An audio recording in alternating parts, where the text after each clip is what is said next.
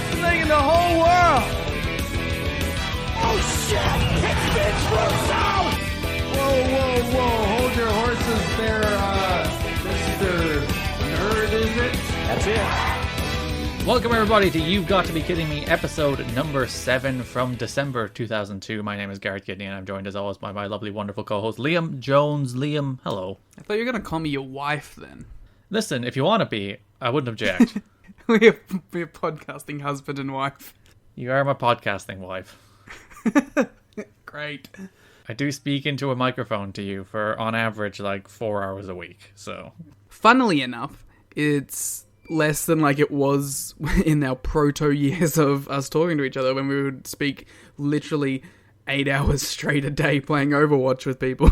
Like, we did some very, very long TEW sessions. When I was living on campus at university, and there was like no reason for me to be up the next day, and it would literally go from like 10 to 5 a.m. We booked like 2 years worth of TEW in a single night. Even like, and people who play TEW will know how like fucking ridiculous this is. We would do WWE brands and having, 2 shows a week that were 2 hours long and then a pay-per-view, and we'd get through like 4 months in one session. You gotta have the very deep attention to detail, my Terry Funk death angle and the Mick Foley redemption thing, all of that stuff, very important. What was our stables that we had? Oh, you had the Evolution that had like Sean O'Hare and Chuck Palumbo. Yeah, wasn't it called Game Time? It was called Game Time, yes. It was Game Time, and it was Triple H. Oh fuck, who was in Game Time? I think it was Randy, O'Hare, and Palumbo. Palumbo, yeah, because Palumbo was a big part of Game Time. I think there was someone else too, but I can't remember. And then you had Team Shrek. Oh, I forgot about Shrek. Yeah. Because I remember we did when we did our Survivor series, and we had 5. We were so ecstatic that we got to do a 5v5 Survivor series match with our 2 big heel stables. For people wondering, Shrek is Shelton, Haas, Rhino, and Kurt. Team Shrek. Yeah. Did you have Edge in there too to be the Ek? I think I did at one stage. So yeah. Full. Somebody once told me the world is gonna roll me. I ain't the sharpest tool in the shed. I think it was like World Class Tag Team Rhino. Oh, it had Christian, yeah, so it had all the letters of Shrek. Because it literally spelled out Shrek. It had more letters than Shrek has. See, that's the thing, because I was pretty sure I had whatever the equivalent amount of people was on mine as well, because we did the full thing, but I can't remember who else was in Game Time. I have all the photos on my laptop somewhere. I should go through and see if I can find them. Our old booking notes. I still have I think, notepad I booked those shows on when I wrote down my shows, so I also probably still have that. Rest in peace, that save. That save was good. That was like a 3-year save, and we had our superstar shakeups. Yeah, you basically cancelled the file when you lost the brand split. No, okay. You played like a little bitch, first of all. Like, that's what I'm saying right now. We have the rule where it's like, oh, your champions can't be drafted. Then you'd purposely just stack up all of your champions with guys you didn't want to lose. Yeah, I put the tag belts on Randy and Kurt so that you couldn't draft them. Yeah, and then you like... And you know what it was? I was fine with it until on the draft, the guy that I had brought up from fucking nothing, I made Eddie into a fucking star, and then boom, you just took Eddie. I spent a full year with Eddie redeeming him from how you treated him. And you just came in and took it away from me. Hey, it was a random draft. I don't think I even picked Eddie, did I? That's why I think I was mad too. It was randomly got Eddie. I remember like there was a big moment in our last year where Triple H, who'd been like the ace of my brand for 2 years, went over to yours, and it was very weird. I was thinking for the Patreon we should do a draft of each year of TNA when we're done. So we'll put all the talent who appeared in 2002 TNA into a single game, and then we'll draft our rosters, maybe book a show, and then people can vote on who's better. All right. Well, we can even do it like just outside of the game and just do it like how the wonderful Omakase drafts are, where we just like fantasy book it outside of the game and do the draft outside of the game. Yeah. So people can decide that I'm a much better TNA booker than you are. It's going to be really embarrassing if you lose, huh? It's like your whole thing. I guess it's my thing now too. Yeah, unfortunately I've inflicted this on you. You're a TNA guy now. I guess I'm a TNA guy now. Jesus. Actually, no, if anything from this month, I'm a Sports Entertainment Xtreme guy. And I know you want to use that as a wonderful segue into the stuff, but you're not going to let me. I want to make note that this is, of course, our 500 follower show, guys. I think the more important note is that the podcast Twitter has officially overtaken your personal Twitter. I tried to make it a fun thing, and then you brought it down into the depths of depression again. And it's dramatically overtaken, because your personal Twitter is on 485, the podcast Twitter is now up to 523. No, wait, you did not have to say it like 485. the meager, small, tiny number of 485 followers. I mean, it's a pain, but I understand it. Like, just tweet GIFs and videos. It really works, guys. Yeah, especially if you find like a little niche that people aren't serving. Like mine was TNA. Like people weren't doing TNA clips, so I would post TNA clips, and they would do really well. And now it's not even like the thing people know me for anymore on the internet, which is kind of now weird. they know you as the guy who hates WWE. Yes, which in fairness is a personality I'm equally on board with. So That's the thing is though, if I just stuck to Joshi, I feel like I'd do way better because all my Joshi tweets bang. I do find it interesting how there are people on the internet who have never met me, never talked to me, do not know me, but who hate my guts because I think WWE is terrible. Like, viscerally detest me. Because there's some people who's like, another shit take from Garrett Kidney, and I'm like, I don't even know who you are. You've gotten to that stage now where it's just... But the real thing will be like, if one of your tweets get like sent to me from someone who doesn't know about the connection at all, that'll be like the moment. Oh, that actually happened to me with a college friend recently, where he just DM'd me on Twitter. I haven't talked to him in years, and he's just like, oh, one of your tweets popped up in my Reddit feed. It's like, what? Shoutouts to the Reddit. We love the Reddit. Yes. I don't think the Reddit have ever mentioned our podcast, so do we love the Reddit? They mentioned Wednesday War Games. Well, they probably hated our NXT takes. Yeah, it was... First of all, they thought we were Joe and Rich, which was very funny at the start. And because we sound exactly like them. And then it was really funny because the first, like, the original post was like, oh man, these guys always shit on NXT and love AEW. And then one of the ones in the comments was like, oh man, I hate these guys. They always talk about NXT being great and shit on AEW. And I was like, oh, wait a minute. We can never win. It's in the same thread. And listen, we are now a week before NXT is rebranded, so who was right here? Yeah, we're going to start covering the new NXT, obviously. NXT 2.0, baby. They're actually calling it NXT 2.0, even though it should be 3.0. Really? Yeah, they've said NXT 2.0 on SmackDown. That's really funny. Which means they're bringing back Ever Rise. They wish they could.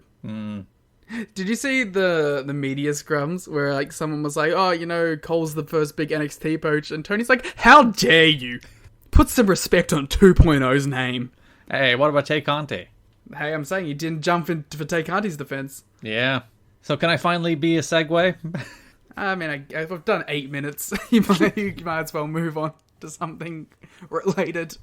I keep forgetting that, like, this is a real deal podcast now. Like, it's not just talk 30 minutes about Gamescom and then we go into our NXT thoughts for 5 minutes anymore. Listen, if you want to talk about Gamescom, you can talk about Gamescom. Do you have anything to say about Gamescom? The PlayStation stream was, like, the best one in a while. It would be nice if they showed any of the games that looked good. I mean, I'm equally as happy with something like that Wolverine announcement because, like, it's Insomniac and it's going to be good regardless. Yeah, but it's going to be like 3 years away. Like, that's the thing, PlayStation, and it works for them, so I understand why they do it. But they did this in like 2015 as well, where they're like, oh, we're doing God of War, we're doing The Last Guardian, we're doing all these games. And then like every showcase for the next 4 years are those same like 5 games on a loop. And it's going to be the same thing now, where it's like the next showcase is just going to be, and now we have another update on Insomniac's Wolverine. And also Devil May Cry 6. Hey, that's an Xbox reveal. Don't Xbox usually have the DMC marketing? They had it from DMC 5. Yeah, so if you're going to get a freaking DMC reveal, it's probably going to be from the wonderful Phil Spencer. I got some beef with PlayStation.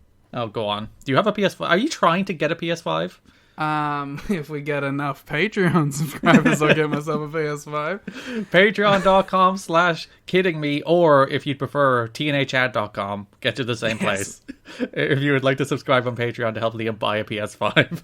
Yeah, please. I really need it. No, my main gripe with them right now is I tried the PlayStation Now service, right? It didn't work at all. It wouldn't even let me log into the app. That's the streaming thing, isn't it? Yeah. And it's like, I would have liked to have done that because there's a lot of PlayStation games I would like to actually play, but can't because I don't have a TV. So I assume your internet's not good enough for it? No, it's not the internet, it's the app. Oh, it just doesn't work? It just doesn't work. Nice. Yeah. Yeah, well, the reason I wanted to go on the PlayStation Now service is because I wanted to play the first God of War that I never got around to. I assume the first of the remake. Yeah, I was going to say 2018 instead of like the 2003 game. Yeah, I played the original and 3, but yeah, because all I have seen from that game really is that first boss fight, and that looked sweet, so I was like, if that game is more of that, then I should give that a shot. I think that's about as far as I did play in that game. A little further, I went past the first boss fight, but I'll get to it. And especially since, like, you know, now that game is like an $8 game, I might as well try and track it down at some point. But yeah, can't play it on the PlayStation Now, so... I'm pretty sure it's in the PS Plus thing on PS5, isn't it? The PlayStation Collection deal? Isn't God of War in that? Probably. Feels like it should be, if it's not. Well, I don't have a PS5, so I can't confirm nor deny. I haven't turned my PS5 on in like 3 months. You should send it to me so I can play God of War, then I'll send it back. Alright, we'll get into things. We are talking about TNA in December 2002, the final month of 2002, of course. The end of the year. We're wrapping up the year, indeed. So there's actually not a ton of notes from this month, I'd imagine because it's December and nothing's happening. So they're just going through the motions. So there's a couple small things, but there's not like a big story to cover this month, which is almost kind of refreshing that they're settled into the now we're just the company running shows. There's not like the company's on the verge of going out of business or being bought out or some stupid big nonsense going on this month. Yeah, I was gonna say, like, I feel like we're gonna not have these big 2.5 hour marathon podcasts anymore, but I say that, and then we had a show that had 2 weeks of TV, and we were like, oh, 2 hours still.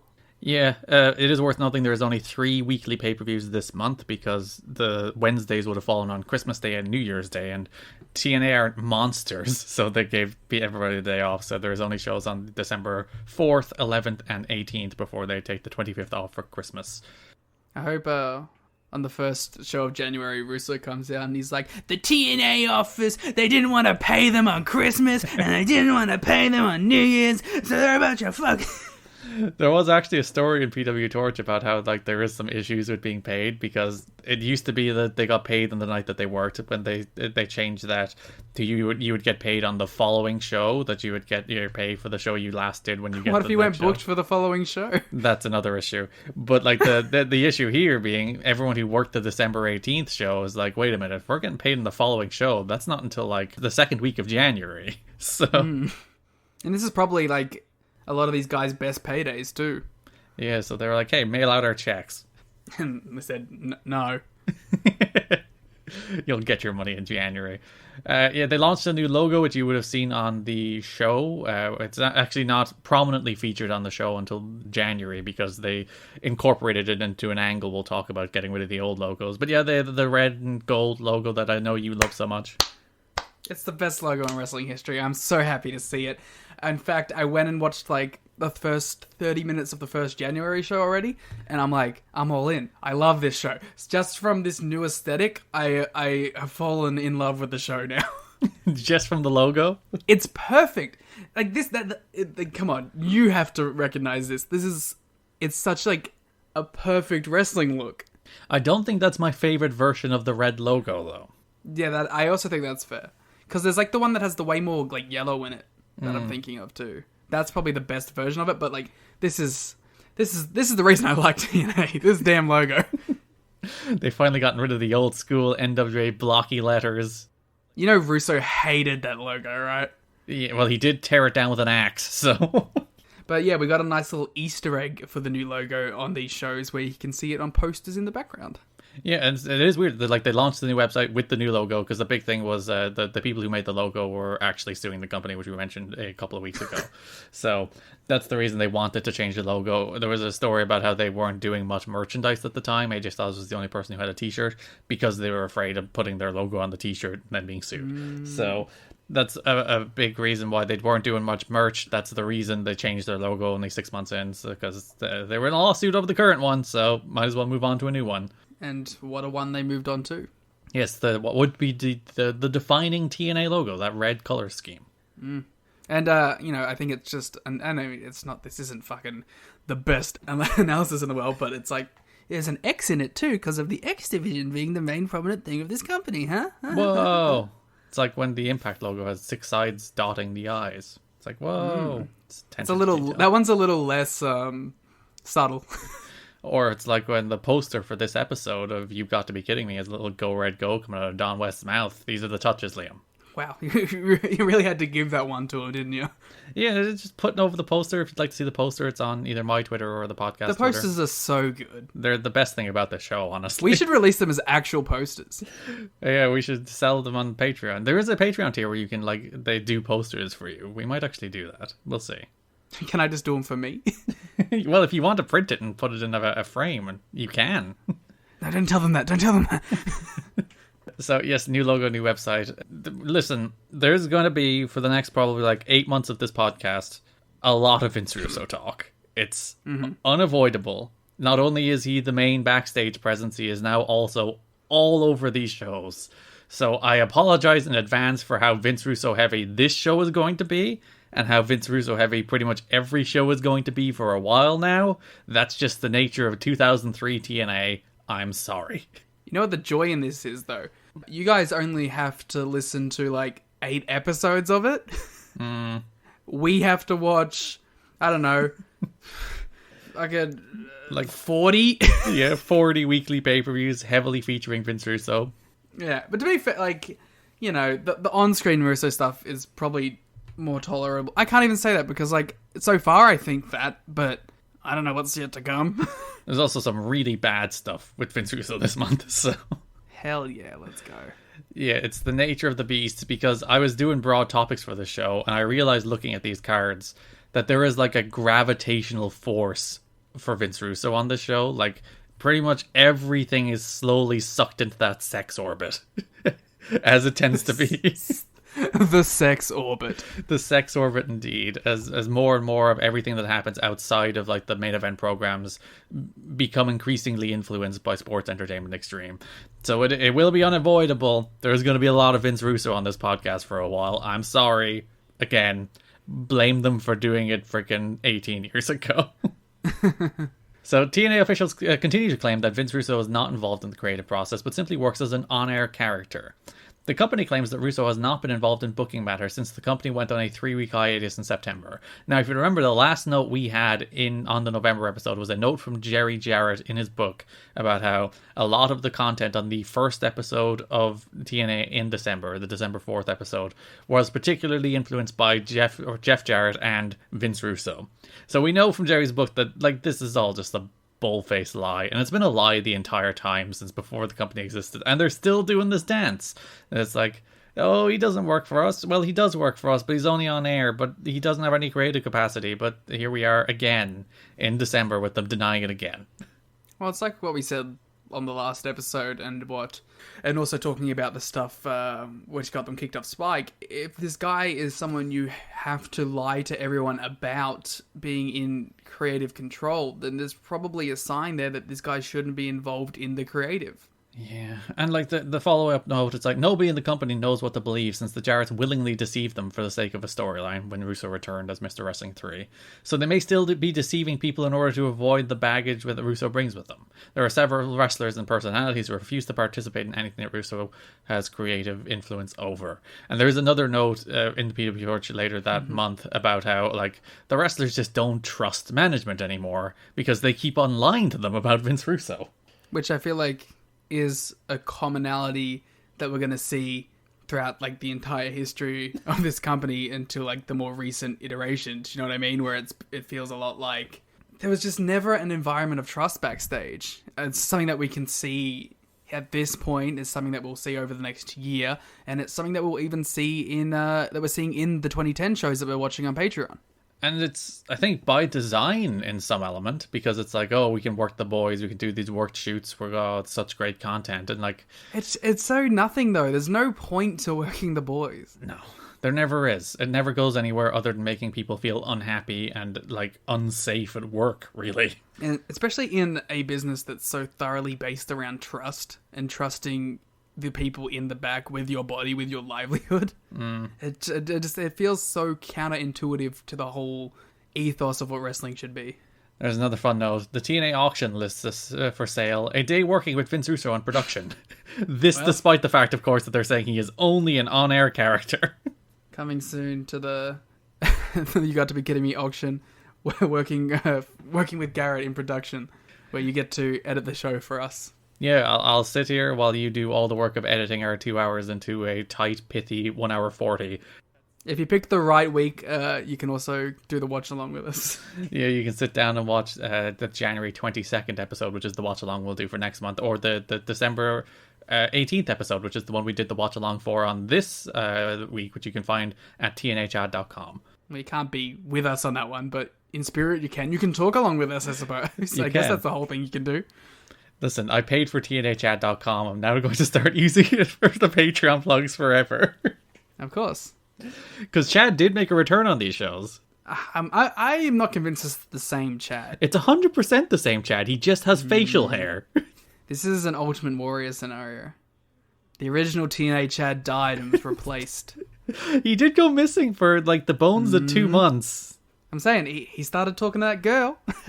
I'm saying they ran off and they realized, we can't have a bloody NWA TNA pay-per-view without TNA Chad in the fucking thing, so we have to go send out Proto Chad over here.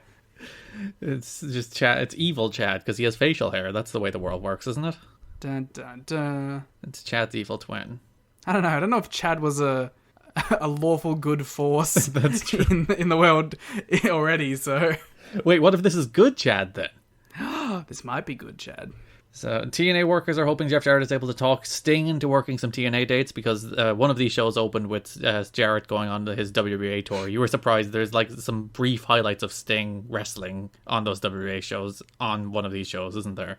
Yeah, I was thoroughly confused, and then extremely excited to note that this is Sting's first TNA appearance in history. Yes, in B-roll in passing, Sting technically made his debut this month too.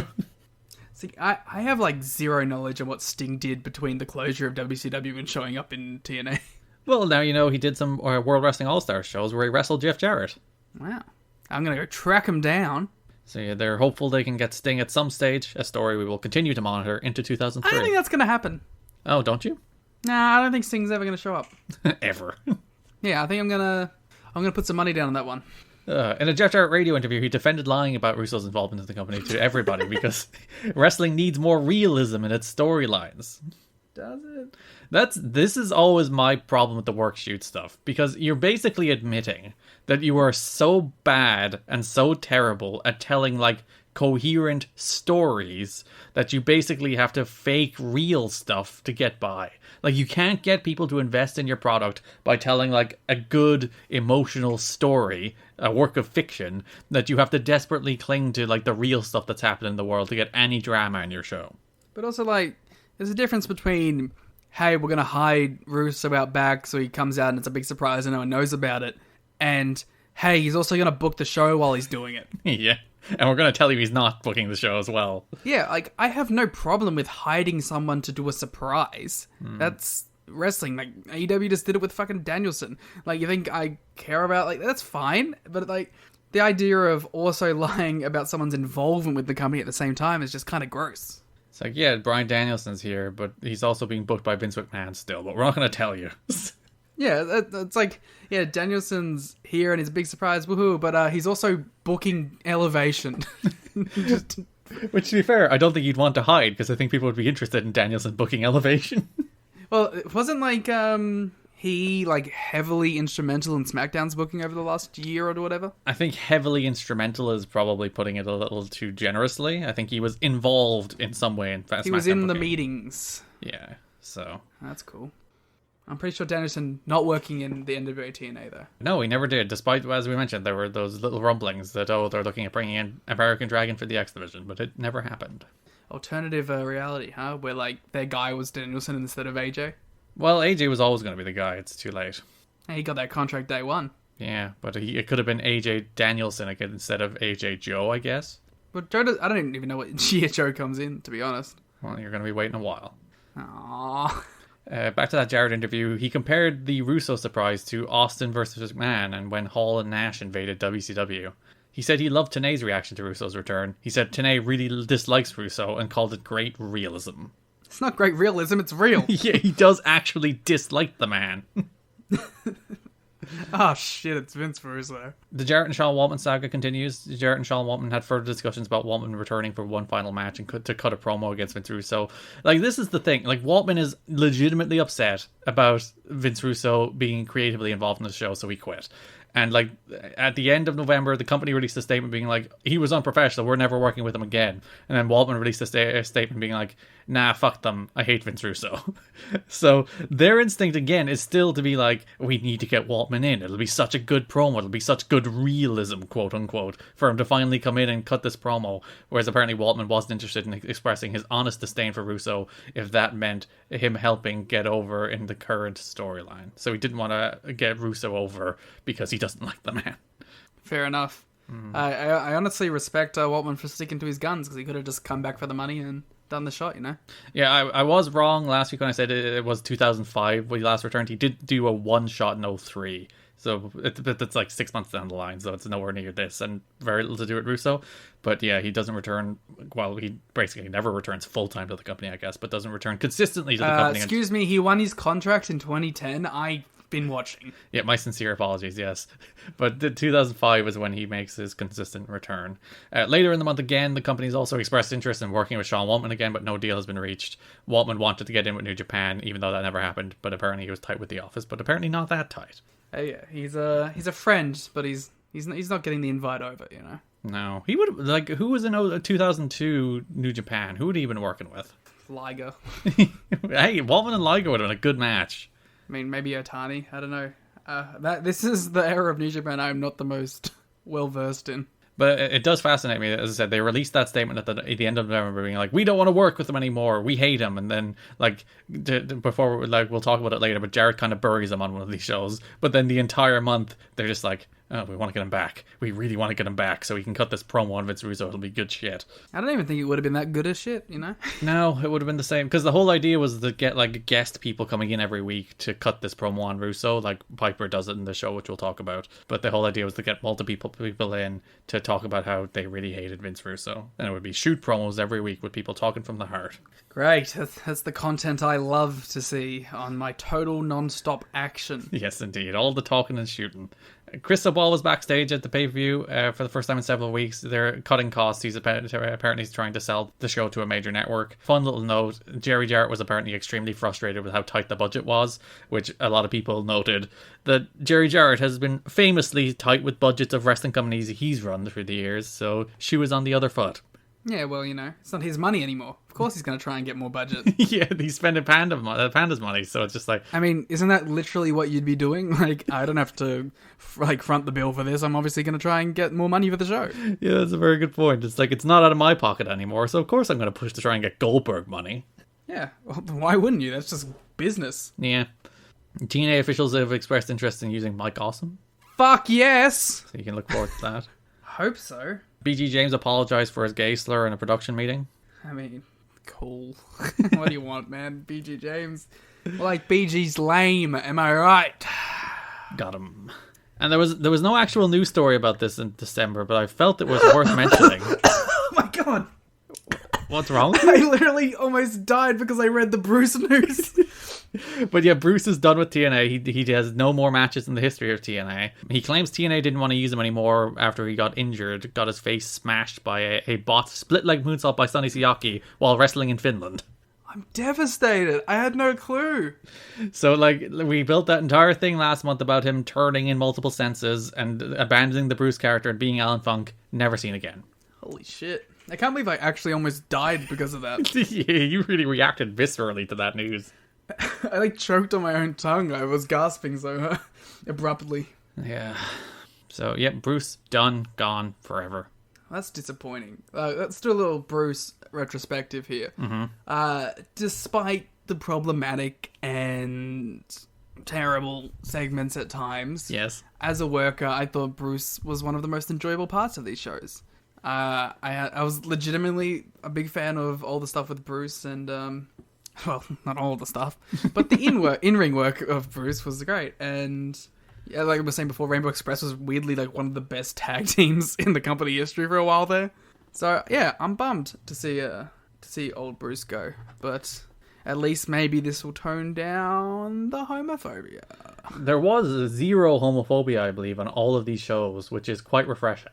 Yeah, so that's a nice change of pace, I guess. Oh no, you know what it was? They traded away the homophobia for a lot more assaulting women. Yes, in many different ways.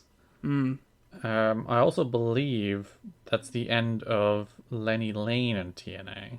After that big comeback. Yeah, he did his big comeback. He got the gay character back, and then they fired him. Well,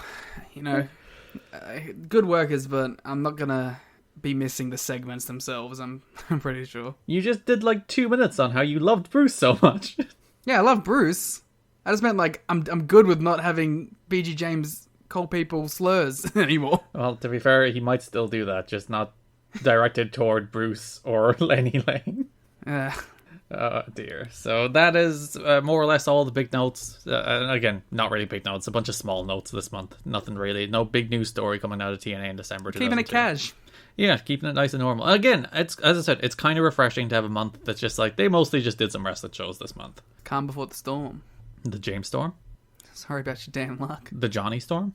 The Hungry Jack Storm and ice cream that you can buy in Australia. The Divine Storm. Oh, fuck. The Quiet Storm? Huh? Well, yeah, I'll allow it. Yeah. Which brings us to these shows, NWA TNA pay-per-views number 24 through 26 on December 4th, 11th, and 18th. We'll start with broad topics, of which there is only one, really. But, listen. We had, in the month of December, the birth of S.E.X, Sports Entertainment Xtreme. Hey, you want to talk about broad subjects? I see what you did there, Liam, because he abuses women in this show. Alright, well, obviously the biggest part of the Vince Russo stuff of this month was we finally got the debut of Athena. Yes, after all of the signs, after all of the build, after Liam being like, who the hell's Athena? Who the fuck is Athena? I'm still not entirely sure. We did finally get the debut of Athena, where she was standing ringside and then Vince Russo called her into the ring and then started demeaning her and started asking her to show her tits. It just harassed her immediately, and it was like, this person that was like so over, it was like, we're not even going to try to do anything meaningful with her. We're just going to use her as a prop. We're going to get heat off her, brother. Yeah. To be fair, she does then bring the Road Warriors to TNA. So. Yeah, Road Warrior Athena. What they really didn't know is Athena's clearly very well connected. And it's like, you gonna mess with me? I'm gonna bring the Road Warriors to beat up your nerds. And you know what? That rules. I don't know if the Road Warriors are even gonna show up ever again. So. It's a very fun thing if you go watch our watch along of that show. Liam's reaction to the Road Warriors just randomly showing up during a tag team match is quite good. Maybe I'll put it together with the reaction in the video and post it to the Twitter. Because like the match is just this random AMW against Harris Bros against New Church 3-way tag, and they're just doing their match, working away. Then Athena runs out to confront the Harris Brothers for a segment we'll talk about in a second, and then just the Road Warriors show up. It's just the Road Warriors, and they kick ass. They do a Doomsday device. Hawk does a giant splash off the top. They cut a promo about how Vince Russo is shit, and that's it. It's the Road Warriors. What more do you want? Sounds like a perfect Wednesday to me. The Asylum is not known as a particularly interested crowd at the best of times. People don't get pops for their entrance in this company, you know? Yeah, no. Well, also, can you blame them? They see the same people every week doing the same shit, so... Indeed, but when the Road Warriors came out, that crowd went nuts. Yeah. That was, felt like a big moment. But again, I'm pretty sure I'm never going to see them again, so... Well, you'll be wrong about that. You'll see them in January. Spoilers. Wow. Then you'll never see them again. No, you'll see Animal again, but not Hawk. Just kind of sad to think about, but still. So yeah, we had the debut of S.E.X. So on the December 4th show... I'm so excited. The December 4th, 2002 show opened with the debut of Roddy Piper. And some guy. Bart Sawyer. I looked this up because he's not addressed. Roddy Piper just randomly calls him like the future of the business. So that's Bart Sawyer. He's like a local indie guy who had to retire in 2004 because he had a stroke. But there you go. Well, shout out Bart Sawyer. So even though Roddy Piper called him the future of the business, it went nowhere. So this promo... It's a bit rough. Listen, that's the way this company works. Roddy Piper's like, you're the best, and then he's never seen it. I think he does one match in 2004. So like 2 years later, they're like, yeah, we'll bring that guy Roddy Piper called Good back, okay. I was going to say, Well, to be fair, Mike Tenay does the same thing like the next week, and I'm like, I don't think they have a vision of business, Mike. So Roddy Piper comes to the ring. Roddy Piper's here as part of his book tour. He's written a new book, so he's promoting his book. So he's cutting a promo about how Vince Russo has killed wrestling and how he's there defending traditional wrestling, and Vince Russo's inventing sports entertainment, and he's killed the business. And then things take a turn as Roddy Piper decides to mention that Vince Russo's style of wrestling is what killed Owen Hart. Woof. And the crowd goes very quiet. The crowd is very confused. The crowd is like very enthusiastic otherwise about, like, he's Roddy Piper, a legitimate pro wrestling legend, a legitimate A-tier star right here in the NWA TNA. And then Roddy Piper says that line about Owen Hart and people are kind of confused and a little kind of in shock that he would say something like that. And I do kind of get what he was going for, that like that brand of entertainment that led to the Blue Blazer character, that led to the Blue Blazer entrance, instead of letting Owen be a wrestler. Like, I see what his point is there, but that sports entertainment ideals in a roundabout way may have informed decisions that led to the untimely death of Owen Hart. Yeah, and I don't think there's any way you can make that point without it seeming in poor taste, especially while cutting a promo on a pro wrestling show. And like that, I think that is the thing. Like if Roddy Piper, because I think he talked about wrestler deaths in his book. He had a shirt on his back about wrestler deaths. Like a big thing he was talking about is that too many wrestlers are taken before their time, which is a perfectly entirely fair point to make. That thankfully I think we live in a wrestling world where fewer and fewer young wrestlers are taken before their time, and that's very good that the wrestling industry has moved on from all the wrestlers dying in their 30s and 40s in very tragic fashion. But there is no way you can link that to the dumb Sports Entertainment Xtreme story without it seeming extremely distasteful. And it's just like, I don't know, what does it really add to any of this too? Because in the context of doing this sort of promo in a ring as a part of a show, it kind of demeans the things you're saying. Like, if this is something you talk about in your book, I can understand, like, where you're coming from. You have a very valid point to be making, but to bring this kind of stuff into the ring to pursue a storyline, and to, especially a storyline that's just with Vince Russo's group, which is called S.E.X, it just feels like, I don't know, a little distasteful, a little unwarranted, and obviously something that didn't go down well with the crowd there, because this obviously didn't garner much of a reaction. It was more confusion, and even like Piper started getting booed. Yeah. When he was bringing it up too, so it's like clearly the crowd wasn't into this at all, and it leaves me. I don't know how people backstage could have seen this segment, seen the reaction or lack thereof that it received, and gone, yeah, we need to do this weekly with more people. They need to come out here and do shoot interviews about Vince Russo, because it died a death, didn't do well, didn't bring the storyline forward in any meaningful way. There was really nothing that came from this, so it's. I don't see how this is the idea of like, yeah, this is how we're gonna get the Vince Russo stuff over. Because like, I get doing the Vince Russo stuff from a storyline perspective, because, you know, as an on-screen thing, it works, and obviously the crowd's somewhat into that. But bringing back these shoot segments, it just feels like an unnecessary addition, which is going to muddy the waters of a very simple story, and also make it a little too real at times, and then not garner the reaction that you want. Yeah, and like they mentioned after the show that like obviously this wasn't a scripted line. We didn't tell him to go out there and mention Owen Hart, and like by all accounts, Russo coming out to confront him like was quote unquote a shoot, as much as a shoot you can get in this worked shoot company that like Vince Russo. I'm doing a bunch of air quotations right now. I did quite enjoy the moment where Roddy Piper refused to give him the microphone and refused to allow him to speak. Good stuff. It's like, what are you gonna do? Yeah, when you send people out there without like guidelines on what to say, without like, here's the story we're trying to tell, just say you don't like Vince Russo, go out there and tell us why. This is the kind of stuff you get, and this is not the first time TNA has had to disavow a comment or something that has happened on the show.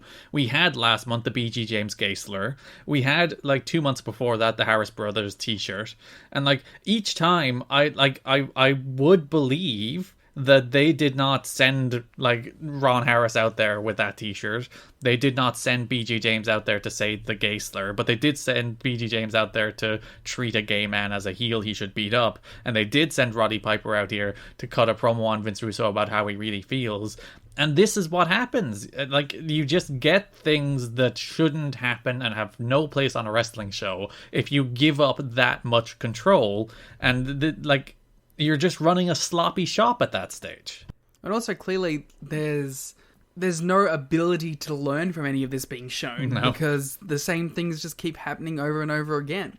It's like, it's one thing if something bad happens and then you take it on board, adapt to it, and move on from it. You know what I mean? Like, that's a whole different thing. To just keep making the same mistakes over and over again is fucking stupid. I was going to do the whole Far Cry 3 insanity bit, and then I was like, no, it's fucking a really dated reference now. It's just dumb. It's fucking stupid. And you should be able to learn from these things. And maybe that's just, a bit of... But the thing is, though, it's like, am I completely 100% sold that any of this was actually a shoot?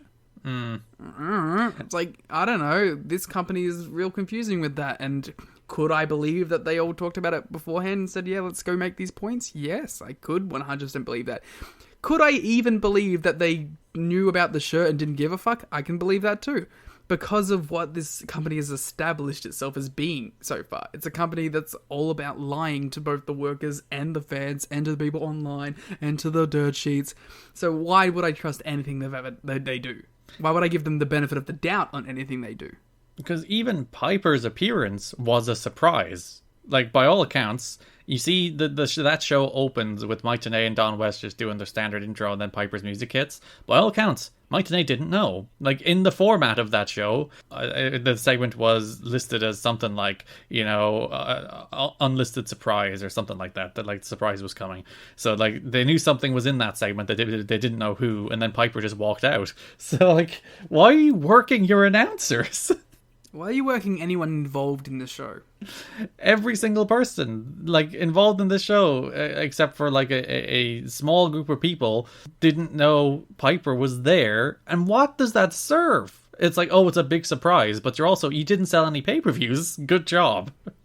Yeah, and again, I think there's a whole added thing about pay-per-view versus TV and the value of doing surprises. It's like, I get doing it on TV, but you're trying to get people to pay for this shit weekly. I think that's the problem too, is they don't treat these like weekly pay-per-views, they treat them like television. Mm-hmm. And even to the point where fucking Russo in one of his promos called it TV. Yep. It's like, well, then you immediately tell, like, that's the mindset they're going in when booking these shows, is that they're treating these like television. I did like a fun note that Piper was in Nashville on that particular day because he was dropping off his tour bus after he was on a book tour. The tour bus, which belonged to Billy Ray Cyrus. Huh. Of Miley Cyrus's father and Achy Breaky Heart fame. Everyone knows who Billy Ray Cyrus is, thank you. Yes, he's the father of Hannah Montana. Of course, that's where I knew him from. I would love to be there for a Roddy Piper, Billy Ray Cyrus conversation. Pulls the bus up to Billy Ray Cyrus's house. It's like, oh, here to drop off the keys, Billy. Yeah, and they just talk, how was the book tour? Yeah, it was good. Gonna go do this TNA thing tonight. Oh, here's my, 12-year-old daughter, Miley. Oh, hello. You're going to become, the biggest star in the world for a solid 3-year period. That's crazy. Yeah, because Piper knows he can pick those kind of stars. Oh, Piper knows a star. Yeah, I think the biggest issue with all these shoot promos is, Piper doesn't come back for a while. This isn't his only TNA appearance. He makes a few more. But, this was a one-shot. He's in and out. So you do this thing where he cuts this promo on Russo, and, even if people are interested in this idea of Roddy Piper and Vince Russo going face-to-face, Piper's not here next week. Well, see, that's the problem, too, when I was talking about before, is none of this is here to actually serve a story. It's just to get over the Russo perspective, which I feel like you don't need to do. I think you're complicating a simple-ass story. And then it makes even less sense to do it as a surprise if he's not going to be back. Because it'd be one thing to be like, oh, Roddy Piper, big surprise debut, but then he's going to be there next week so you can see Roddy Piper every week. So then you tune in. But no, it's like, you didn't advertise him for his one appearance, so no one bought the show. And then he's not on the show after that, so no one bought the show.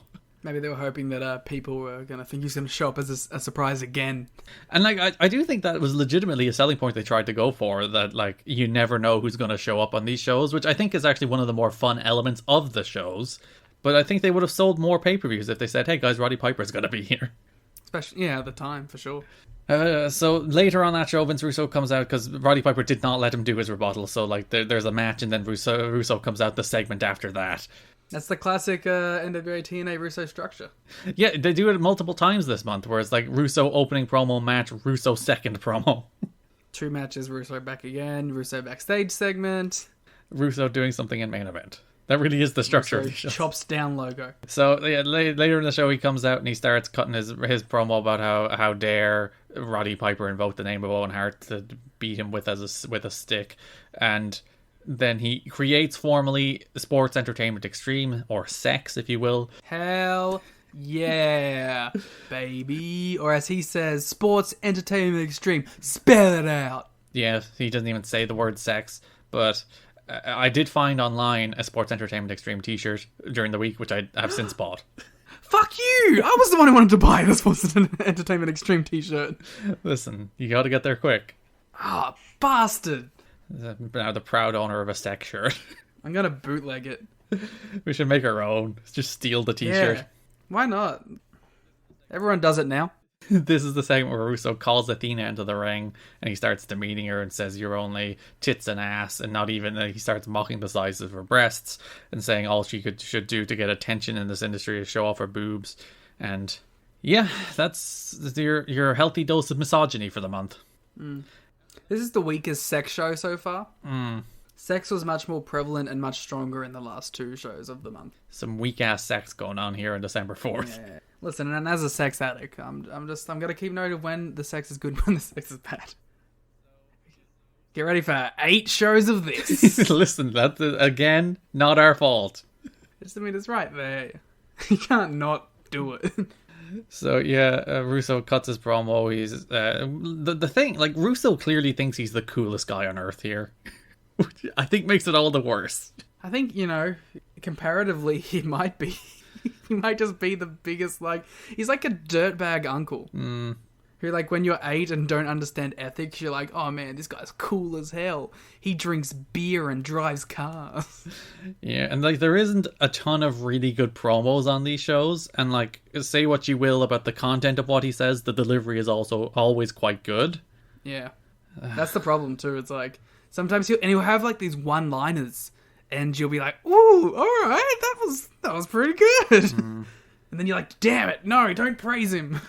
And I think that's the most frustrating thing about this entire angle, that there is a version of this story that is probably really good and works really well. If they can rein it in, if they're not doing all the work shoot stuff, if Russo is just this invading force trying to introduce this sleaze and debauchery to wrestling, and you get the likes of Piper and the likes of the Road Warriors standing up to him being like, no, that's not what wrestling is. But then so much of it is just all right, we're going to demean Athena, and we're going to talk about Owen Hart, and we're going to talk about what happened in WCW, and we're going to talk about what happened in the WWF, and all these behind-the-scenes antics. And that's where they just lose the thread. It's now it's just not a story anymore, even if the core idea of the story actually isn't that bad. Yeah, that's what I was talking about when we were talking about the Piper segment. It's just, you have a very simple, effective story there, and you're muddling it up with a lot of stuff that doesn't matter. And the strangest part is during this Russo promo where he's introducing S.E.X, he talks again. Listen, we were going to be saying the words when he's initiating S.E.X. He is in fact initiating S.E.X. We're going to use the word S.E.X so casually in sentences that it's just going to. It's just a bit of casual sex. It's going to become second nature. So he's cutting this. Listen, you never want to come second with sex. God damn it. So he's cutting this promo, and he's constantly mentioning the old man in the ivory tower and the old man backstage who doesn't want you to see this and that, and the old man. And again, we've never seen Jerry on this show. In fact, there's a note in the Wrestling Observer that Russo, Mike Tenay, and all these people are actively told never to say Jerry Jarrett's name. What's even the point of them cutting all these promos if we can't even say the words Jerry Jarrett? But even in the event that you do, what's the payoff here? Is Russo gonna wrestle Jerry? A non-wrestler against a 60-odd-year-old man. You're yeah. There's no. That's I think what the problem with the whole Russo thing in general is you're not gonna get some big blow off with Russo wrestling anyone. it's not going to be good if it does happen. Like, it feels like there's a lot of aimless talking, and that there's. I don't think. All right, I'll pose this as a question to you then. Do you think as of December 4, 2002, they have a plan for how this whole thing is going to blow off? No, not even close. That's the problem. If you don't know where you're ending up, you don't know how to fill the space in between. Mm-hmm. Like, you have a story, you get your broad outlines of the story, you do, here's the hero, here's the thing he goes through, here's the achievement, and then he comes back to the start again. Like, that's the whole point of telling a story. You need to have a clear direction of all the major points, including the end, for it to actually come across as a story. Yeah. With cohesion.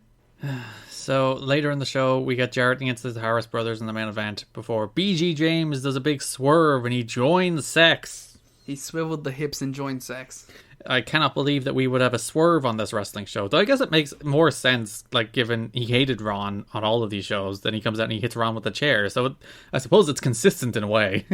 And, you know, there was a decent amount of tension heading into it where it's like, oh, you know, I'll side with Jarrett because my dad asked me to. So it's like, oh, alright, at least...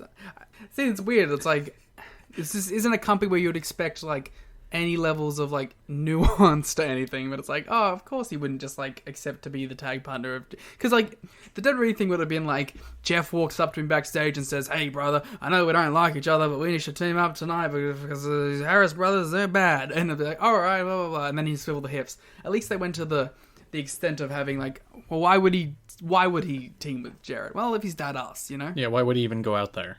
Because, the show is built around Bob Armstrong asking Jarrett Killings and BG to be like, I want you to be my soldiers in this war against sex. Listen, we know Bob's not anti-sex. Look at all his kids. So, yeah. He's a hypocrite here. Definitely, like, the rival of sex should have been abstinence. And then make some giant acronym. That show then ended, by the way, with Paul Bearer coming out. I guess. He has joined... It's very weird that, like, Paul Bearer, who goes by Percy Pringle in TNA, the demonic cult leader man who leads The Undertaker to the ring, is one of the defenders of tradition in the NWA on this TNA show. Yep. Don't think that makes a ton of sense, but listen, he's not around very long, so I guess we'll go with it. Hey. If I get, like, one segment of him and James Mitchell talking, it'll all be worth it. Yeah. It's weird, the Harris Bros, when they joined S.E.X, they cut this promo about, like, we've been held back, we're not given the opportunities we deserve here. It's like, you lose most of your matches, what are you talking about? Well, that's the point that we didn't even really get into with the whole Vince Russo stuff. It's like, every single one of these promos, too, they're like, WWF this, WCW that. WWF this, WCW, WCW, WCW, and also this show sucks. So it's like, not only are we only going to talk about a company that doesn't exist, a company that's way out of our league, and then we're also going to say at every opportunity how bad the show is that you pay to see weekly. Not even a show you get for free weekly, a show you have to pay to watch weekly. Feels like a recipe for success. It feels like a recipe for fucking something.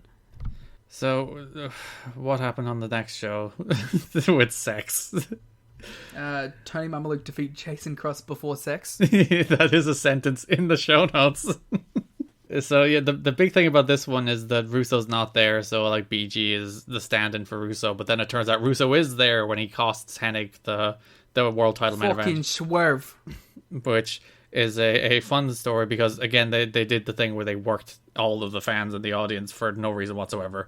So Russo was telling friends he was really mad on the December 11th show because Jarrett wanted to swerve everybody, so he had Russo sit in the car in the parking lot all night so none of the wrestlers would know that he was there and he wasn't allowed out of his car and into the arena until the end of the show. I like how he couldn't even go to, like, a Waffle House and just eat something and then drive up and walk in. Jarrett's like, no, stay in the car. Like, you can't leave the car. Somebody might see you outside, know that you're here, and we'd be lying. Go hang out with Billy Ray Cyrus for a bit. Jesus. Everybody knows when you're told somebody is not at a wrestling show, you know they're actually at the wrestling show. Like, everybody knows this. But they were like, oh, we gotta work not only the fans, but the wrestlers again by pretending Russo isn't here tonight, and they'll all be shocked when he shows up. If this was happening in 2021, you 100% know Russo would have faked a COVID thing. Oh, no. And been like, oh, I'm not on the show, I've got COVID, I can't be. And then he'd be like, I'm here, I never had COVID. Doesn't even exist, Don't know if he's an anti-COVID guy. So then the last show of the month, there's once again a lot of sex. So... Hell yeah.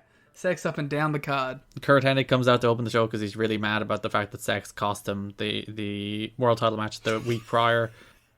Elix Skipper, Christopher Daniels, and Loki return to officially join Sex, where then Vince Russo later Triple X does a promo talking about how, like, TNA didn't want to book around Loki's 0-1 schedule. Which we know from earlier episodes of the podcast. Indeed. So they're incorporating fact into the story. It's almost like it's a worked shoot. Being as we are so heavily dissecting what's happening in the background of the show, little things like that I actually appreciate. Because I'm like, I knew that. And those are the kind of things that, like, because wrestling always does work reality in some ways. Because wrestling is like 1/3 sports, 1/3 scripted drama, 1/3 reality TV. It's like those three genres mashed together into this weird mismatch of those ideas. I think the problems arise when it's two of one thing and then one of another and none of the other thing. When they lose that balance and it just ends up being too much like not wrestling. But yeah. So, like, there's always an element of reality. So when you include things like, oh, the company's too cheap to fly Daniels in from LA because that's an expensive flight, I'm okay with that kind of stuff. It's like, yeah, all right, that gives like a character motivation as opposed to something that's just like, oh, and Daniels was screwed in WCW, you know? I also think it's interesting to note that this is stuff that I think delivers better with 2021 eyes looking back than stuff I would have been watching at the time. I don't know if I'm watching like, NWA TNA pay-per-view 26 live and I'm like, oh man, that's cool. But like actually, doing it in a structure like this where we're digging deep into what's happening behind the scenes already, that's the kind of stuff I appreciate. But like if I didn't know the stuff, would I like these segments as much? Probably not. But I think I would still like them more than the wow WWF, wow WCW, wow stuff. Well, speaking of the wow stuff, Jarrett comes out. Wow. It's literally the theme song. There you go. So the big tension here is that, Russo wants Jarrett to join Sex, but Jarrett is reluctant to join Sex. If you remember the NWA title match, Russo revealed himself to be Mr. Wrestling 3 to cost Killings the title to have Jarrett win the title. On the December 11th show, Russo once again cost Hennig the title match to help Jarrett retain the title, and even Russo helped Jarrett retain against Killings in the title rematch. So Russo has been repeatedly helping Jarrett despite Jarrett's insistence that he doesn't want Russo's help. So here we go again. Jarrett comes out, he cuts a promo. Russo offers him the spot in Sex. Jarrett turns it down and cuts a promo about how, like, oh, back in WCW, Goldberg and Shawn Michaels in WWF wanted to rip your guts out, but I talked them down, and it's all this, like, WCW and WWF insider baseball shite that nobody could possibly care about. And like, the thing is, like, you could almost forgive it if the crowd was going nuts for any of this, but as soon as the other companies are mentioned, they just don't give a shit anymore. They just completely, like, zone out.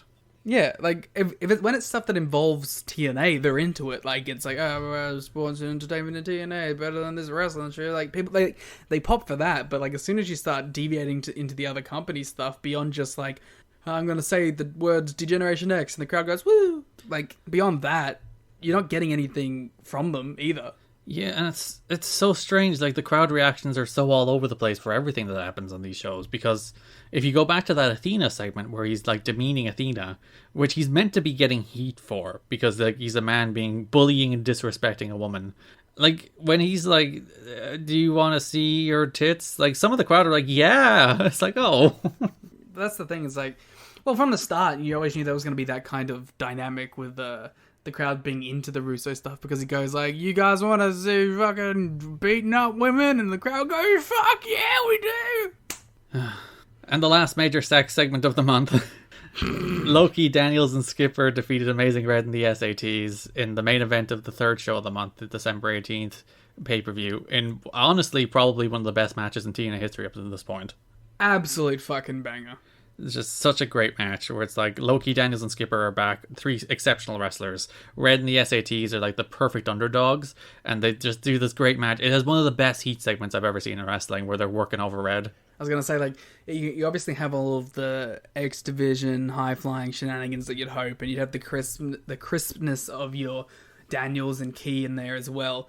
But the thing that's most notable is just a tremendous heat segment on Red, where you are living and dying by it. And it helps that, you got Don West climbing on top of the announce table and screaming in support of Red the entire time, because you believe that it's legitimate, and you believe that this dude is, like, living and dying by Red right now, because Red is his favorite wrestler in the whole fucking world. So you have that aspect playing into it too, but, like, just tremendously worked match this. Yeah, that Don West moment where he loses himself in the match as Red is, like, making his comeback, and he's just chanting, "Go Red, go." He gets up on the announce table, and he just emotionally loses himself in the match. Is such a wonderful moment that you don't see on commentary. Normally they do try to be like, commentators are supposed to be the unbiased observers here, who are supposed to call the match down the middle, as opposed to Don West, who's just like, this guy rules, I love him, this match rules, it's the best thing I've ever seen in my life, I'm just going to go bonkers for it. And he spent, like, the last 10 minutes of the match standing on the announce table. Well, you know what I think it is? I think bias on a face commentator can be endearing, while bias on a heel commentator is annoying. And the interesting thing is, like, they do bias in the heel commentator way more than they do bias in the face commentator. Because it's cheap. It's easy to do. Because to do it with a face commentator or announcer, you need to have goodwill with the audience. They need to be liked already. They need to be charming so that the crowd doesn't turn on them for being obviously biased. There's a whole lot more factors in doing it, and it only works for certain people. It works for Don West, it works for Mike Tenay, it works for Tony Schiavone. Like, you need to be exceptional talents in that kind of way for it to play off. Otherwise it comes off as, like, disingenuous, or even makes the face announcers look bad because they're taking sides. The problem, like, and the reason it's so overused with heel guys, is just you can have any dickhead out there say, "Oh, I don't like this guy." Like, and then there's nothing at risk there. There's nothing at play there. It's all surface level bullshit. With a face, you have to kind of dig in and add some layers beyond that, and you have to work for it a little bit, which I think is why it also comes across much better when it does work. Yeah, if the entire sex angle was just matches like this. Matches like Low-Key, Daniels, and Skipper against Red and the SATs, like giving a framework and emotional investment into matches featuring very good wrestlers, thumbs up. Sadly, wasn't always matches like this, as illustrated by the person who debuted after this match, the big new member of Sports Entertainment Xtreme, David Flair. I mean, just hilarious, right?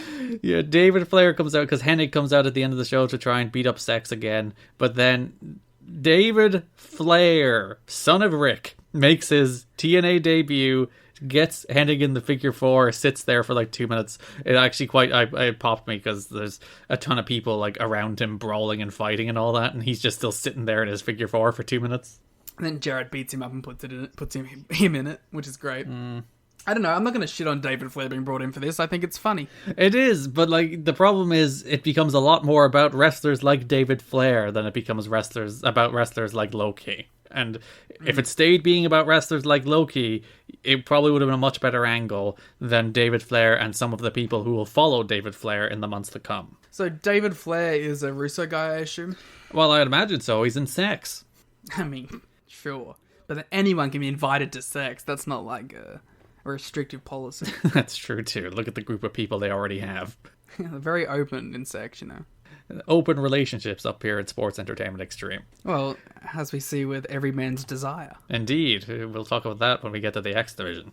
So the last show of the month ends with the symbolism of Vince Russo and Sports Entertainment Xtreme destroying the asylum. They cut up the banners on the guardrails, they attack the ring aprons, and most famously and most notably, Vince Russo gets an axe and starts chopping down the TNA sign. I really thought it was going to fall on him. I hoped it would have been so funny if it fell on him. I really wanted it to fall on him. I thought that'd be so fucking funny. Or even if it just bumped him on the head. Yeah, him as a heel should have been like, "Oh, let it fall on me and then I'll do a little pratfall." Yeah, but him as a coward. Yeah, he's like, "I gotta be a cool guy on TV all the time." Yeah. See, honestly, I think a lot of this like sex stuff would be more tolerable if Russo was willing to fall on his ass a little bit more. And not just be cool, serious shooter guy all the time. Like, if he was just, I get beat up and I look like a dope. I feel like it would deliver a lot more. Yep. So that's all the sex stuff for the month. It ends with the very clear symbolism of Russo chopping down TNA with an axe. R.I.P. to the OG logo. S.E.X, the original Nexus. Sexist. Or the original, what was the name of the Mustafa Ali angle? Retribution. There we go, yeah. The original Retribution. S.E.X. Well, actually, if you want to talk about like the original Nexus, like literally Russo goes, you're either with us or you're against us. Yeah, so literally they stole Nexus from Vince Russo. Wow, he truly is right, a visionary.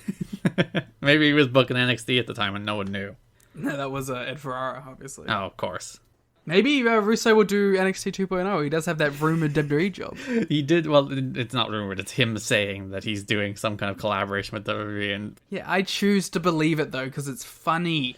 It's really funny. Vince Russo is not a reliable narrator for what Vince Russo had for breakfast, never mind anything else. Yeah, hopefully he's booking NXT because it would be funny. It'd be so fucking funny. So that takes us, we've done a whole hour on Vince Russo. I mean, we're going to do many more, so... Yep, so we'll go to other things that happened in the month of December. We mentioned it basically, but there was a bunch of surprise debuts in the entire month of December. You had Roddy Piper, you had the Road Warriors, you had Percy Pringle, and you had David Flair all show up throughout the month. And Athena. And of course, yes, the official debut of Athena. And Jason Cross. Yeah, and you had like returns of David Young. Who actually kind of had a good month, so I'm not even going to shit on David Young coming back. Well, yeah, he had one match, he was in that gauntlet match where he did some cool spine busters and stuff, because David Young's a pretty good wrestler. I was going to say, didn't he do a tag as well, but I think that was the January show I watched. Hey, how dare you skip ahead. Yeah, unlike you, who has zero knowledge about TNA ahead of this this month. I'm context free, obviously. I know nothing that happens after this. I had a whole point to make, and I realized it was about the January show, so I was like, shit. So if you want some big Tony Mamaluke theme revelations, wait till January's episode. That's a big hook for 2 weeks away when we talk about January 2003. Yeah. But yeah, again, it becomes a defining feature of TNA during this period that every week has some kind of surprise, some kind of person that you don't expect to show up. And I do like that. It's the AEW at Daly's Place factor. You never know what's going to happen. Random people would roll up. And even after Daly's Place, you might just get a Hoovy match. Who knows? Oh no, that was at Daly's Place too, actually. Damn it. So, told you, Daly's Place, it's the place to be. Daily. So yeah, you had all those people showing up. They're mostly stars, so that helps. And also... And David Flair. Roddy Yes, Piper. David Flair's there too. Yes. But I literally have like some zero reference for David Flair, so I'm coming into this David Flair stuff with an open mind. You were giving him the benefit of the doubt. This is your first real exposure to the wonderful talent that is David Flair. 100%. As we move over to the X Division, it was a big Amazing Red month. He beat AJ Styles in a singles match, a really good singles match. I prefer the other one, but this is still a really good singles match. I like the other one way more. Yeah, the other one was... because this one was more AJ just beating down on Red for the vast majority of the match, and then Red made like a 2-minute comeback at the end and won. Which I still think worked pretty well for what they were going for in terms of like Red winning a match against AJ and kind of being elevated somewhat. But yeah, the first match is better. Though the finish of this match is better because they go up top and Red hits a super Frankensteiner where AJ does like a full 450 splash rotation and lands on his face. And it's incredible. It's a great sell from it. AJ, very good wrestler. Who'd have thunk that this AJ Styles kid has got it? Speaking of AJ Styles. The interesting though, that's basically AJ's last match in the X Division. Ever. He never goes back. No, never, ever, ever. Because the week before he did a double elimination match with Easy Money against AJ against Joel Maximo against Kid Cash, which is I didn't even think it was a particularly good match, but it's mostly interesting for the fact that they tried to elevate Joel Maximo of all people, who had like the miracle run in that match. Yeah. Because the story was that Styles beat up Red before the match to take him out, because Red actually had a bone spurs in his ankle, I think it was, something like that. Oof. So he couldn't compete. This is a big SAT month, and I'm including Red in that as well. Yeah, it's a big SAT period, because as we mentioned, like they've been all over these shows for like 2 or 3 months now, which is quite nice to see, and quite sad that this is basically the end of it.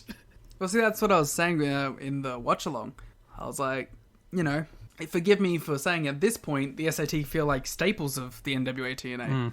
So, with my 2021 knowledge base, to know that they don't become staples of the company was very it's surprising to me, but I guess we'll see how that unfolds. And I guess this kind of goes to a broader overall point that I was going to save for later on, but might as well do it now because it kind of works. You'd think that the X Division stuff would be like Russo's wet dream wrestling-wise, because it's dynamic, it's fast, it doesn't lend itself to traditional expectations. It's out there, but it really just seems like Russo just hates everything in the ring. Like, you think that, like, hey, you know, these guys are going out there doing their flips and going 100 miles an hour, bucking tradition in the face would be his whole jam when it comes to wrestling, but it seems like not even that tickles his fancy. No, he just doesn't like wrestling. I think that's just what it comes down to. He just doesn't like wrestling. Because I think he's one of the kind of guys who's like, oh, look at these small, personality-less geeks. Because that's the issue. Like, these are good wrestlers. They're not Vince Russo's idea of what a wrestling personality should look like. And that's the reason he hates them all. That sucks. Yeah, so Red has a good month, especially with that main event on the last show of the month, as we mentioned, where he has like probably the defining performance of his TNA career so far. And as you mentioned, AJ, like, he's done with the X division. He's moving into the heavyweight division now. Yeah, feels like, I mean, I don't know. My watching of this, it feels early, but, you know, I'm sure it'll work out well for him. I don't think this guy's going to have a bad career when it all wraps up, so... But like, his elevation to heavyweight was very awkwardly done. In that it wasn't done? It was just he showed up one week beating up Jeff and was like, alright. But even the way they did that, it's like Jarrett beats Hennig to retain the title, and then Styles runs out at the very end of the show for like the last like 10 seconds, lays some shots in on Jarrett, and they're like, we're out of time, we gotta go, and the show goes off the air. Well, I think the idea there was that it was like, oh, is AJ joining S.E.X? Tune into next week to find out if he joined S.E.X. But even that tease is completely null and void because they have to go off the air literally as he gets out to the ring. And they do the same thing the next week where Styles runs out, attacks Jarrett again, and people are like, oh, has he joined S.E.X or is he just attacking Jarrett? And that is a question we will have for weeks to come. Because they blew off the whether or not Jarrett was joining S.E.X, so they immediately had to start up, will AJ join S.E.X? God, who will join S.E.X? So much sex going around on these shows. Too much. Yeah, we haven't even had the Sports Entertainment Xtreme entrance or this theme song yet, because they do the entrance where they come out the side and go over the guardrail, but they come out to no music at the moment. Yes, and I have no idea what it sounds like. Have you never heard the S.E.X theme? I had never heard the S.E.X theme. Well, you can listen to that in January. I hope it's the Sean Morley theme. Oh, God. Don't you mention Sean Morley on this podcast. One day, huh? Until 2010, when we have to mention Sean Morley on this podcast. God, we're going to have to review that match one day. It's not like we haven't already talked about Sean Morley. Yeah, but we didn't have to watch him. That's true. But you can hear us talk about Sean Morley's debut at patreon.com/kiddingme or tnachat.com, where you can hear our review of the January 4th, 2010 Impact on the Sort of Monday War Games. So there you go. Wow. Our best series we've ever done. Except this one and any others you listen to and like. No, I think the other one's better. You should go pay for it and find out if it is. We had a big X Division debut, as you mentioned, Jason Cross, a bizarre debut where he faced Tony Mamaluke on the December 11th show. Had a good little match. He hit his crossfire leg drop. It looked like $1 million because it's like the coolest move in the world. It's a shooting star leg drop. What more do you want in wrestling than a dude doing a shooting star leg drop? Exploding all of his lower spine every time. The thing was, he hit the move, he hurt his leg, and then Tony Mamaluke tapped him out immediately. Which, to be fair, like, I didn't hate as a finish. It's just a weird choice when you're going to make this guy the number one contender the next week. Yeah, it's a very strange that, like, on that show he does lose to Tony Mamaluke, then they go the next week into a gauntlet match with Shark Boy, Jimmy Rave, Tony Mamaluke, Kid Cash, Ace Steel, both Maximos, David Young and Amazing Red, where you have Jason Cross win that gauntlet. I think he goes the distance in the gauntlet, doesn't he? I believe so. And then he wins the gauntlet by completely missing his crossfire leg drop. Yeah, it looked real bad. As opposed to, like, poor guy. The first one looked fantastic. It looked everything you'd want that move to look like, and then he missed the second one. So, yeah, very strange choice to have him lose and then win. There's a really fun moment in the Mamaluke match where Tna says something along the lines of, we've been seeing Cross on Explosion recently, and he's been showing up, so if you can get it, I guess go look for it. It's basically the summary of what he says. If you've saved it on your VHS tapes. Someone in, like, with an attic full of explosion tapes somewhere. Please send it to us. And then the other big thing coming out of the X Division this month is, of course, Sonny Siaki wins the X Division Championship. Not the best X Division champion ever, eh? Like, Siaki is a man who is charismatic, and he looks like $1 million. And I don't blame anyone for trying. Yeah, he's the guy who you look at and hear his promos, and you look at, and you look at, and then you're like, yeah, we'll push him. So Yeah, we'll give him a shot. he just doesn't work particularly interestingly. I don't think he's awful, he's just not very compelling. Yeah, unless he's working with people who are dramatically smaller than him, and he can throw them around like they're nothing. Then he just becomes like your standard like headlock heel. So yeah, he defeats Jerry Lynn on the December 11th show to become X Division champion after you mentioned Desire makes her debut, or as she's currently called, Everyman's Desire. Or as she will be called, Miss Sex. Well, Vince Russo does state that he will get everyone in Sex laid twice a day, so... Yeah, he... Like, this dude's a pimp. That's his character, right? Like, he promises this. he, like contractually, it will happen. So yeah, Siagi wins the belt and he defends the belt the following week against Easy Money and Jerry Lynn in a 3-way before then joining Sex. You know, straight from the 3-way. At least Siaki makes... Oh, God. My brain didn't process that joke. I was just like, oh, move on. It's like, oh. I like that for half my jokes, your process is, alright, moving on. Well, yeah, sometimes it's just like, yeah, I'll let Liam have his little joke. It's like, you know. Let me. I'll give him his little jokes. I'm a very generous co-host. Yeah. So he's a member of Sex. He does fit in with Sex, at least. Sure. And the weird, I guess when you look at the weird smorgasbord that is Sex, I guess everybody fits in into Sex. Well, we don't kink shame. We certainly do not. Tag Division had a little bit of a light month this month, didn't it? Yeah, there was some New Church and AMW stuff. Then there was the Road Warriors, obviously. There's like a weird little Divine Storm push that was happening with Trinity landing on her own partners every time. Yep. And we're, you know, wrapping it up all nicely. I think there was something that we did talk about that I think is, you know, interesting enough and does incorporate AMW, was we got like the... Wait, I realize I'm talking about January again. Ignore me. I seriously, I can't watch the next month because it's just going to be whatever's stuck in my head. Yes, please don't do that from now on. Yeah, I know. I clearly can't handle the responsibility of even watching 20 minutes of the next month because it will be all I want to talk about. You cannot keep the timeline straight in your head. Anyway, you look forward to the first January show where there's a State of the Union address. As you mentioned, Divine Storm are getting a push. They win a bunch of... They beat the Maximals and they beat AMW on these shows in 2 good little matches. I like the AMW one a lot, actually. I think that one is a banger. And, like, not to discredit Divine Storm, who I think are actually quite a good team. That's, again, AMW just in their full babyface, like, swing, kicking ass. Yeah. Divine Storm are kind of like the complete opposite of a Sunny Siaki, where there's a lot of sizzle there, but not a lot of substance. And otherwise, there's a lot of substance in Sunny Siaki, but there's not a lot of sizzle. Yeah, which I guess is why they have decided to put Trinity with them, to kind of spice them up. By all accounts, they're like, Trinity is the star of this team, and that's the reason we're pushing Divine Storm, but we're also looking at putting Trinity with someone we're more interested in pushing. I wonder who that is. So yeah, Trinity clearly the star of the team. As you mentioned, New Church did some stuff as they continued their feud with AMW. On the first show of the month, they did this thing where Chris Harris wrestled Brian Lee and James Storm wrestled Slash. Both Harris and Storm won to earn a bull rope match with James Mitchell. As we like to call it, Garrett TEW booking. Hey, how dare you suggest that all my builds to tag team feuds are just singles matches between the tag teams? Is this where it comes from? I've never done a bull rope match. As a result, I'll have you know. They haven't been trying hard enough, clearly. So the big thing for that segment is that James Mitchell excuses himself from the match because his doctor, Dr. Kevorkian, which is a good bit, Dr. Death himself, has excused him from participating in this match due to medical reasons. So Belladonna takes his place and they do a little schmoz where Mitchell does get involved but then doesn't get involved again, and AMW eventually beat Belladonna. See, I really thought this was cool in theory, and then the babyfaces just beat up the woman. Yeah, 2-on-1. Like, oh. These lovable men just attack this woman 2-on-1 while they have her tied to a bull rope. Yeah, I actually thought, like, I was like, you know, it's cool, you know, he's the devil and he's sending out, like basically a defenseless woman to go fight these 2 jacked up fucking cowboy motherfuckers.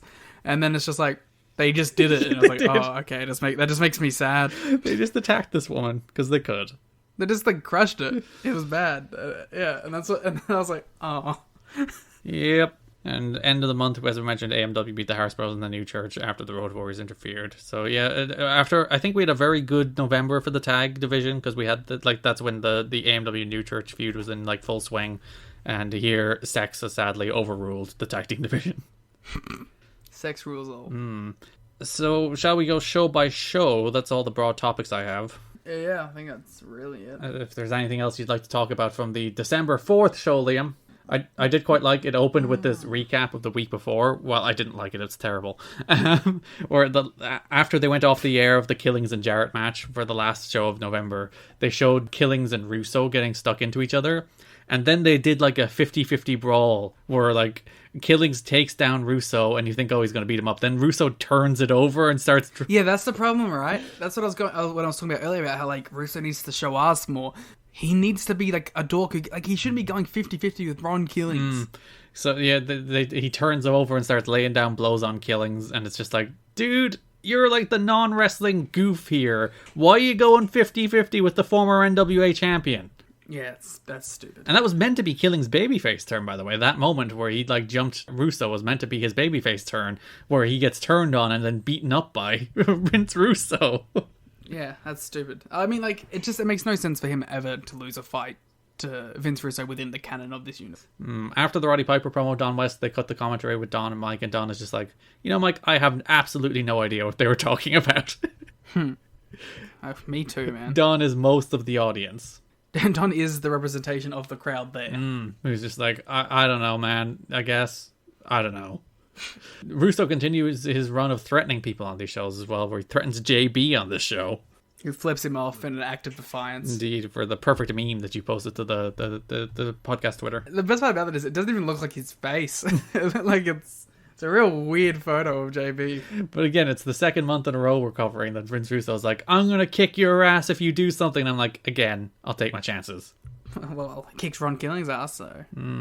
Oh, the death sentence on Belladonna, by the way, in that 2-on-1 match. Like, Harris basically came down and, like, kicked her in the side of the head. It looked like it killed her. Yeah. And also, I'm pretty sure, like, that NWA TNA pay-per-view number 24 on December 4th is so far the worst pay-per-view we covered. It's the worst one by far. It was awful. It was boring. Nothing happened. And then you got, like, the really cool segment of the guys we like beating up women. Yeah. Just a bad show. It's not great. Not great at all. You have any other notes? Nah, that show. I washed it out of my brain. NWA TNA pay-per-view number 25. I think my favorite thing on this show, during the Divine Storm and AMW match, Don West starts talking on commentary about how, you know, AMW are used to having somebody at ringside because they're used to dealing with Belladonna with the New Church. So they'll be perfectly prepared for dealing with Trinity with Divine Storm. And then Mike Tenay's like, oh, that's a good point. And then Don sheepishly, yeah, I stole it off your notes. They have a nice little chuckle together, and it's very charming. I see, like, and when Mike Tenay said that was a really good point, it was him saying, like, oh, that was a really good point. Yeah, sarcastically knowing he just yoinked it off Mike Tenay's notes. But it's so, I like that they have a very good-natured chuckle about it, and it's really, really charming. Yeah. I guess my only real thing from this show is I'm very concerned that Jorge's going to leave any month now. Oh yeah, Jorge is very sad. He's literally, they're doing a promo about how he lost his smile because apparently Bruce has stolen Priscilla and never come back. So poor Jorge. Poor George. Yeah, he's all by himself. The Elvises have all left him behind and abandoned him. But yeah, I'm legitimately very worried about Jorge's future in this company. I just think every time I see him, it's going to be the last time. Oh, we didn't even mention in the tag division stuff where technically the Harris Bros won the tag titles for a brief moment. Yeah, we didn't talk about that. We don't need to because they reversed the decision, which is very weird that like Percy Pringle is the dude who's like reversing this decision. And like the coolest thing about that segment is it's like James Mitchell and Paul Bearer in the same segment, which is quite cool. Yeah. That's just like, it's a fun little nerd thing. Just to have those two like demonic cult characters in the same segment, but then it doesn't really go anywhere. Well, they don't really interact either. Like, they're just both in the same vicinity of each other. We had Ron Killings and BG James in a chair and chain match. Banger. Now, if you're wondering what a chair and chain match is, you've seen a chain match before where the two wrestlers are tied at either end of the chain. And TNA are like, what if in the middle of the chain... What are you typing? Liam's adding frowny faces to the show notes. But TNA are like, if we took the chain and if in the middle of the chain we tied a chair to it, that would really change the dynamic of the match. You know what's dumb? I kind of like it. I do, yeah. I actually think it was their better match because they had a match the next week as well at a Falls Count Anywhere. And the chair and chain match was better. Stunk. Yeah, I like this. You should do more chair and chain matches. Yeah, I want someone else to do it. Like that's an NXT match right there. Oh yeah, big bloated epic with them like both reaching over the chair's like undone and has a logo with like their face on it, and they're both climbing it, putting their hands on it, and then they both put their hands in the middle at the same time and they grasp each other's wrists. Wrist control is very important in a chair and chain match. And then Rainmaker because Okada's there. Rainmaker onto the chair in the chair and chain match. BG is conflicted about everything that's going on with his dad because he does hit. Who's Rudy? Rudy Charles. I did have a note about Rudy Charles in the last match where there was a ref bump in the last match where Rudy Charles was taken out, and like he goes and starts counting a pinfall at one stage and then just stops, rolls over and pretends to be hurt again because I'm pretty sure he realized there's like, wait a minute, I'm not supposed to be counting this pin. Oh no, I'm hurt again. Good stuff. But yes, back to BG. BG hit Bob with the chair and is quite sad about the fact that he hit Bob with the chair. He is conflicted. It's hilarious that not even Russo's own stable can be free of inner turmoil. Because the next week Russo's like, I want to see no conflict in this stable. You're in or you're out. They said no sympathy. He wants no sympathy. I was going to make the Steiner joke, so well done. That's why I'm here. The TNA fan. There's a Jeff Jarrett sit-down interview on this show where he decides to address the Sean Waltman stuff because, as we mentioned, they desperately want to get Waltman back in so they can do this shoot stuff with Waltman as well. Oh, this will bring him back. So yeah, they decide, how do we get him back? We're going to have Jarrett come in and we're going to have Jarrett just call him a coward and a bitch for running away from Vince Russo. He should come back in and then like shoot on Russo in the ring. He does kicks for reals. Yeah, if he does his karate kicks and just nails him in the face, that would be very good stuff. Curt Hennig's title matches. Curt Hennig's matches in general. I don't remember a single thing about any of them. They feel like, you get wrestling matches that go long, that go 30 minutes, and like the first 10 minutes they do nothing, and then they start building up. All of Hennig's matches are that first 10 minutes where they do nothing, except then the match just ends. So it's like the feeling out period, the exchanging holds, and then they just do a finish. And you're like, what? If you're one of these guys that are like, the first 10 minutes of the New Japan main event is actually the best part of it, you'll love this fucking Hennig run. 2002 Curt Hennig will be your favorite damn wrestler. Yeah. You're like, why couldn't they get him in New Japan? He'd teach them how to work. I hear Waltman's friends with The Office, maybe. He should have gotten him into 2002 New Japan so he could work with Yuji Nagata, which actually, honestly, is a match I'd probably watch. And have you heard there's a good chance Yuji Nagata against Curt Hennig happened in WCW, so I should look into that. Yeah, maybe it just exists. That's a match that definitely maybe happened worldwide at some stage. The AEW Rampage of its time. I actually mentioned that on the WCW 97 review I did yesterday, so we're perfectly in sync. And I would never listen to that, so... I would respect you less if you did listen to it. If you keep up with my content. Yeah, no way. Jose. Which brings us to the last show of the month, which I think we already covered basically everything on, so I think we're done. Yeah, we did. It's called our watch-along. Yes, indeed. If you would like to hear every single thought that came into our brains while watching NWTNA pay-per-view number 26, you can listen to our watch-along at patreon.com/kiddingme, or as I mentioned, tnachat.com. Of course. Yeah, we literally, I think, touched everything. I mean, yeah, the World Tour, yeah, I think basically fucking everything, yeah. Yeah, there is one small note from Jerry's book, which, by the way, this is the last time we'll be mentioning Jerry's book, because Jerry's book ends in 2002. His diary book ends in December 2002. No! So we'll have no more Jerry's book notes, unfortunately, but one of his notes that Russo's promos went long, so he had to cut 3 videotape segments, so... Damn. There was a bunch of other stuff on the show that you didn't see, because Vince Russo kept on talking. The TNA story. Indeed. So that's 2002, Liam. What a year. It's an interesting year where you see TNA's identity shift a couple of times, where like it starts as this kind of like weird WCW retreat, and then it becomes kind of a traditional wrestling company that also still has Vince Russo elements, And now, as the year goes on, as the months go by, we see it increasingly become like the Vince Russo style wrestling company that we all know and don't necessarily love. Speak for yourself. I'm a sex addict for sure. Yeah, so it's weird to see this company work itself out. It's weird to see, like, the biggest problem they had, and they always had, is they, from the very beginning, did not have an identity for what they wanted this thing to look like. And, like, they, in fact, had two conflicting visions of what they wanted this thing to look like, and those two things always clashed, and then they turned that clash into the main story on the show, which I think, honestly, was their plan all along. So maybe it's actually a high art and we should commend it. But for the most part, like this year, like they do work out who their stars are. Like they're like, all right, AMW tag team, Styles X Division. Those are our guys. And obviously Jarrett's the heavyweight guy. Like Killings comes good. A lot of the people who show up in the early days filter out. Like if you look at the number of people who aren't on these shows anymore, like Buff Bagwell or Ken Shamrock or Bruce or Apollo or all the people who were like Hall or Monty Brown, all the people who were like fixtures through the early days. Even this is a fully Brian Lawler this month. Disgraceful. Hence why it's the worst one. Yeah, because he's selling his quitting angle, so he's not here for the entire month. I was kind of worried he wasn't coming back. So you will get more Brian Lawler, don't you worry. Thank Christ. So yeah, it's weird to see the roster like shake itself out and they're settling down onto the people they actually want to focus on. But even then, as we mentioned, like the Maximals, who are very heavily featured, especially in the later half of 2002, slowly just get phased out. 2002 TNA, it's a strange identity-less year where they're throwing everything they possibly can at the wall, seeing desperately what might perhaps stick, realizing, I think, none of it is sticking. I think that's the funnest thing about this year, is that each month felt like they were trying a different aspect of the show out to see what would be the best point of action.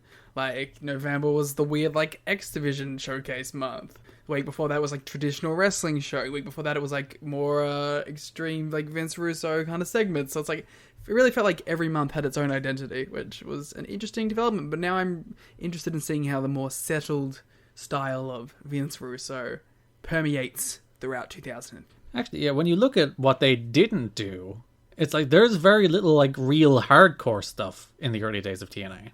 Yeah, I guess the closest you had was the Dup Cup. Yeah, which was played for comedy more than it was played for actual like violence. And we'll see a lot more of that in 2003 as more of the old ECW names show up. What? The shock of all shocks. We mentioned Mike Awesome already, so it is, you know, it's of the three major companies that were there before TNA. You had ECW, WCW, and WWF. This company so far is very much leaning toward what the WWF and WCW did, and very much not what ECW used to do. Well, I'm looking forward to that changing. So that's the things we can look forward to in 2003. We're going to do a full 2002 year in review on the Patreon, where we'll probably crown some awards like Rest of the Year, Tag Team of the Year, Match of the Year, stuff like that. So you can look forward to that sometime over the next 2 weeks. We'll bang that one out. Patreon.com/kiddingme. That's December. TNAchat.com. Yes, TNAchat.com, of course. So that's December, a strange month where it's like, again, as I said, there's a gravitational pull to the Vince Russo stuff that everything begins to revolve around what he's doing, so that everything else kind of feels like background noise, and it's because it is. It feels like a Vince Russo vanity promotion. Because he's clearly designed to be the star of this company this month. Which he's the fucking ace. He really is. It's the reason he's getting the better of Ron Killings in a fight. Yeah. At least you had cool debuts. Yeah, I mean, really. To be fair, I didn't hate most. The first episode sucked, but the other two were pretty good. So. And yeah, you clearly liked it so much that you desperately wanted to move on to January, so... Yeah, exactly. I was pumped up. I was ready to go. We got the good logo, man. Alright, we'll be back in 2 weeks, so Liam can finally talk about January 2002, or 2003 even. Oh, my Tony Mamaluke points. Yeah, all his Tony Mamaluke points, all his logo points. He can give you all that in 2 weeks when we talk about January. If you would like to follow us on Twitter, you can follow us at TNA History Pod. You can follow me at Garrett Kidney. You can follow Liam at the Gleet Muta. Please. Yes, so perhaps he can overtake the podcast account again. If I don't even need to overtake it, but if I can just hit 500, I'll be happy. Help Liam hit 500 followers on Twitter so we can have the next episode be a different 500 follower celebration.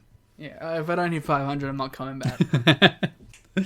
Support us on Patreon at patreon.com/kiddingme or tnachat.com. Buy me a PlayStation 5. So Liam can buy himself a PS5. My WCW 97 retrospective began this week, so the January 1997 episode is up now, so you can hear all my thoughts about January 1997 WCW. We also did an all-out reaction, and then you get your usual slate of content, where the NWA TNA pay-per-view number 26 watch-along is up now, and we'll be doing the January 22nd pay-per-view for the January watch-along. Plus, Monday War Games back next week. I like that we're sprinkling a lot of miscellaneous stuff in now. Yeah. Whenever we feel like putting other stuff in, and I like it. You're trying to give people their value for money, trying to give them more than they paid for instead of less. Well, you never know what you may get. Could be some GLEAT takes. Ooh. Could be some AEW takes. Could be, what's another company? Fuck. WWE. Oh, never. NXT 2.0, obviously, when the return of the Wednesday War Games. I can't promise that. I don't want to do that. Whatever Liam comes to mind, he will of course do. He'll do his Stardom podcast on the Patreon. I mean, maybe. We'll see you in 2 weeks for the January 2003 episode. Thanks for listening, and bye-bye. Support tnachat.com.